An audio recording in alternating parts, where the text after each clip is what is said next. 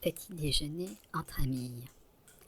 Lorsqu'elle s'avança vers le canapé, Pia aperçut Francesca dans l'encadrement de la porte-fenêtre. « Mon Dieu !» songea-t-elle, il est déjà là. Un sourire large, presque franc, éclata sur ses lèvres, accompagné d'un signe discret pour l'inviter à entrer. « Bonjour !» murmura Francesca d'une voix timide, un peu joyeuse, tenant dans ses mains une bouteille de lait. « Je t'ai rapporté ceci. »« Oh !» C'était pas la peine, répondit Pia souriante, tout en ouvrant la porte. Elle la salua d'un baiser léger sur la joue et remarqua aussitôt la tenue de la jeune fille. Une mini-jupe blanche, un chemisier assorti à la blancheur immaculée, dont le décolleté profond découvrait un médaillon imposant, en forme de double pyramide, posé avec audace entre ses seins. « Je t'en prie, assieds-toi, proposa Pia avec bienveillance. « Volontiers, répondit Francesca, en s'installant doucement sur le canapé. Pia observa alors les pieds nus, soulignés cette fois par un bracelet de cheville au pied gauche, semblable au sien. Tandis que Francesca prenait place, Pia se dirigea vers la kitchenette. Devant le buffet où étaient rangées les provisions, elle demanda à la voix douce « Tu as déjà pris ton petit déjeuner ?»« Non, répondit Francesca simplement. Dans ce cas, nous pourrions déjeuner ensemble, qu'en dis-tu » Un frisson léger passa sur les orteils de Francesca. Son regard prit une teinte mutine. Sa moue, si particulière, lui conférait un charme naturel. « J'accepterai volontiers, mais je suis pieds nus, et pardonne la franchise, mais le carrelage est très froid. » Pia sourit, en posant 2 assiettes sur la table. « Quelle est ta pointure, en fait ?»« 37, répondit la jeune fille. « Alors, à quelques pas près de l'entrée, il y a un petit meuble à chaussures. Il n'est pas bien fourni, mais tu devrais y trouver chaussures à ton pied. » Francesca secoua légèrement la tête, un sourire timide aux lèvres. « Oh, c'est gentil, mais je voudrais pas abuser. »« Mais pas du tout, répondit Pia, visiblement réjouie. Je n'ai guère de talons plats, mais je pense que les sabots noirs devraient te convenir. Ils ont un peu de hauteur, mais sont doux comme des chaussons. » Sans un mot, Francesca se dirigea vers le meuble indiqué. Là, rangés avec un soin presque maniaque, quelques paires de sandales à talons hauts trônaient en ordre. Parmi elles, la paire de 1000 sabots, de cuir et de bois, ouverte à l'arrière et fermée à l'avant. Tournant le dos à Pia, Francesca examina la paire avec une satisfaction discrète. D'un geste décidé, elle souleva le médaillon, l'ouvrit, dévoilant la petite créature enfermée à l'intérieur qui gigota légèrement. D'un souffle à peine audible, elle murmura « Va !» Puis, avec une timidité mêlée d'audace, elle ajouta « Je suis désolée, tu as beaucoup de goût pour tes chaussures, mais les talons hauts me font mal aux pieds. Hier encore, j'ai porté une paire et je me suis fait 2 cloques aux orteils. Par contre, si ça ne te dérange pas, les claquettes que tu portes pourraient parfaitement me convenir. » À peine eut-elle achevé sa phrase que Pia se tenait derrière elle, pieds nus, elle aussi, tenant ses galoches en bois par la bride blanche.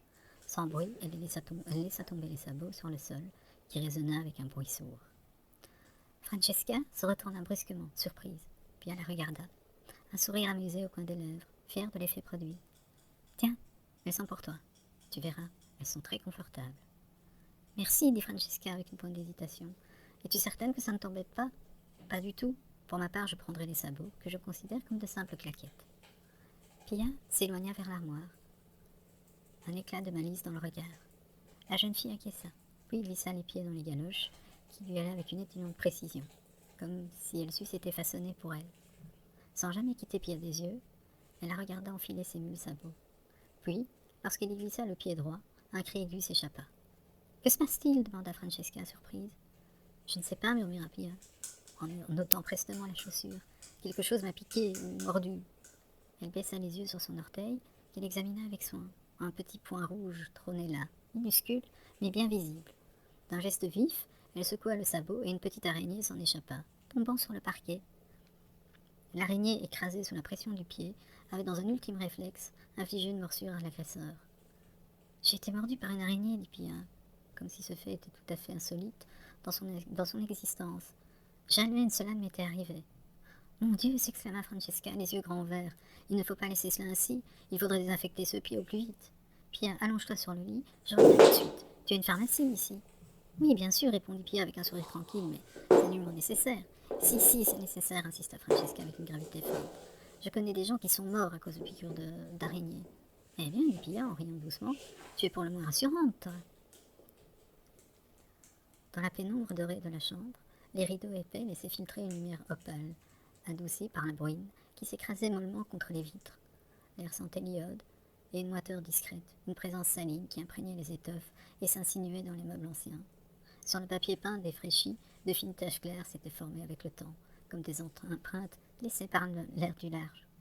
Allongée sur le lit, les bras abandonnés sur un coussin moelleux, Pia laissait son amie assise sur un petit tabouret de bois s'affairer avec une lenteur presque cérémoniale. Elle avait bien trouvé la boîte de sparadrap et le désinfectant dans la petite pharmacie située dans la salle de bain à côté de la chambre. La morsure, une tache rougeâtre sur la peau pâle, palpitait légèrement sous la lumière tamisée. « Tu crois qu'elle était venimeuse » murmura-t-elle, le regard perdu vers le plafond, où une ombre tremblait doucement, projetée par la lampe. L'autre sourit en déroulant un morceau de sparadrap. Le bruit sec du rouleau brisa un instant le silence moelleux de la pièce. « À peine, mais arrête de bouger !» Du bout des doigts, elle appliqua le pansement sur la morsure. La peau était tiède sous la pulle de ses doigts, fine et fragile comme un parchemin trop feuilleté. Elle resta là un instant, sa main effleurant encore le poignet avant de se détacher lentement. Là, la mer grondait, doucement, rythmant le silence d'un souffle grave. Une vague plus forte que les autres fit trembler les carreaux.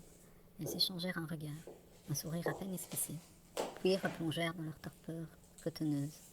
La jeune femme lui sourit doucement, s'agenouilla devant le lit et entreprit de prendre son pied martyrisé entre ses mains. Celle-ci était étonnamment huilée. Elle avait aussi trouvé de l'huile de massage qu'elle avait dissimulée à Pia. Le contact doux des mains, qui commencèrent à encercler le pied, fit frémir Pia. La jeune femme savait s'y prendre. Les doigts glissaient sur les chevilles pour revenir masser lentement le talon sous les rotules.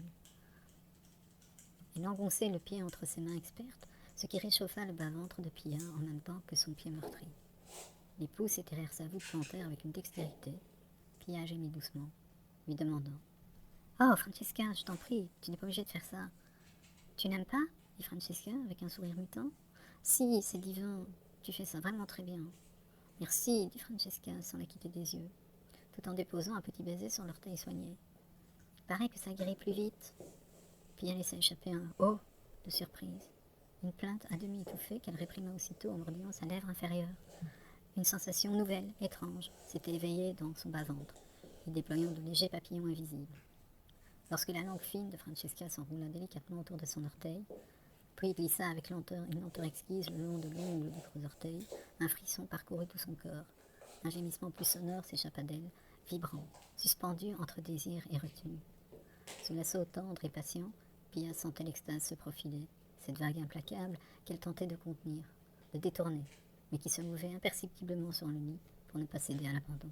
« Oh, Francesca, murmura-t-elle, la voix étranglée, je t'en prie. » Un sourire complice courba les lèvres de Francesca, qui s'allongeait alors sur elle. Leurs poitrines se touchèrent, légères et chaudes, un doigt posé sur ses lèvres. Elle ferma son souffle avant même qu'elle n'ait pu parler. « Chut, tais-toi, dit Francesca, douce et ferme. Je sais ce que tu désires.